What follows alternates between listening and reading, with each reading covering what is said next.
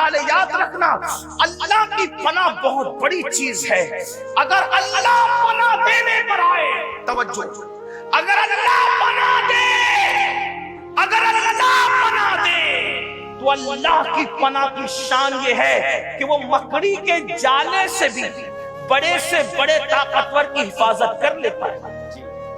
دنیا میں اگر آپ سے کوئی پوچھے نا کہ سب سے بڑا طاقتور دنیا میں کون ہے، دنیا میں سب سے بڑا طاقت، آنکھ بند کر کے کہنا محمد رسول اللہ صلی اللہ علیہ وسلم.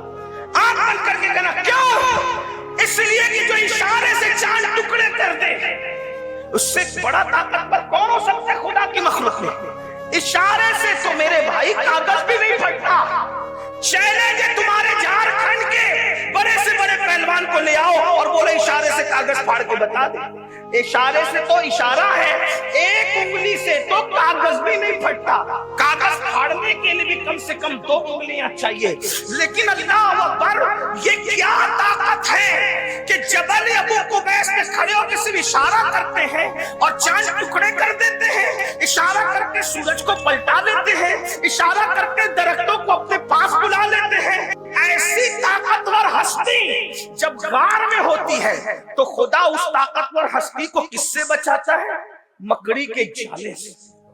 اور دنیا میں مکڑی کے جالے سے کمزور کوئی چیز نہیں. دیکھو، حضور سے طاقتور کوئی مخلوق نہیں اور مکڑی کے جالے سے کمزور کوئی چیز نہیں. علماء کہتے ہیں تار عنکبوت اتنا، بلکہ قرآن نے کہا کتنا کمزور ہے. سورہ عنکبوت کے اندر سب سے کمزور ہے تار عنکبوت، مکڑی کا جالا.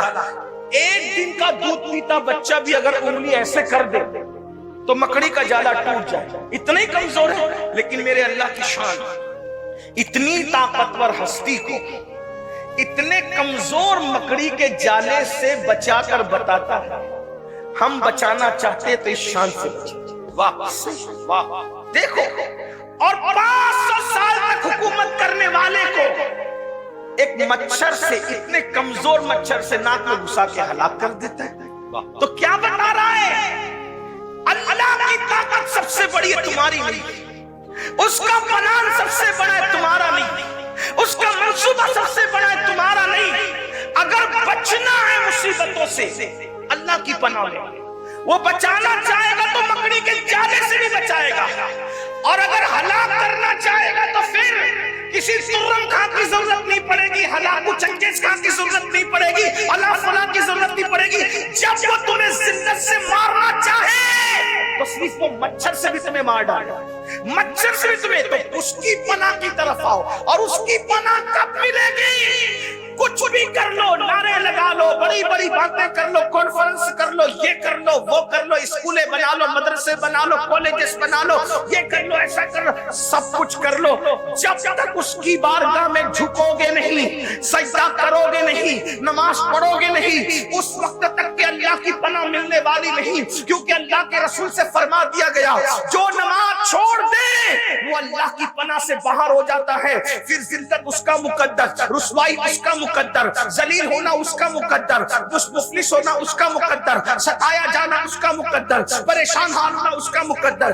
دنیا نے وہ دن بھی دیکھا جب مسلمانوں کو اللہ نے دولت دی، حکومت دی، تخت دیا، تاج دیا، مسلمان نماز چھوڑ کر باغی ہو گئے، نماز چھوڑ کر باغی ہو گئے، بغاوت کی طرف گئے. تو اللہ نے ہلاکو اور چنگیز خان کا بڑا لشکر مسلط کیا. تو کچھ ولی لوگ بیچ میں آ گئے، اللہ کے ولی لوگ کہ ہم مقابلہ کریں گے کس سے؟ ہلاکو چنگیز خان سے. جیسے مقابلے میں آئے وہ ولی ہٹ گئے، نہیں کیا مقابلہ. لوگوں نے پوچھا اللہ والوں روحانیت کیا ہوگی، کیوں مقابلہ نہیں کرتے؟ کہا رجال الغیب کی روحیں تو ان کے سر پر ہے، اور وہ روحیں کہہ رہی جس کو ہم سنتے ہوئے سن رہے ہیں، وہ روحیں کہتی ہیں ان کافروں سے اے کافروں ان فاسقوں کو ختم کر دو. اے کافروں، ہلاکو چنگیز خان کی فوج کے سر پہ کس کی روحیں ہیں؟ ولیوں کی روحیں. اور کیا کہہ رہی ہے؟ اے کافروں ان فاسقوں کو، بدکاروں کو ختم کر دو. مسلمان زانی ہوا، گانے سننے والا ہوا، شرابی ہوا، مسجدوں کو ویران کرنے والا ہوا، علماء کا گستاخ ہوا، اللہ کے دین کا باغی ہوا. اللہ نے اتنا بڑا لشکر بھیجا. اس لشکر نے کیا کیا پتہ ہے؟ مسلمانوں کی سر کی کھوپڑیوں پر مینار تعمیر کی. یعنی جب اللہ سے بغاوت کرو گے تو اللہ کے فیصلے کیا ہوں گے یہ وہی جانتا ہے.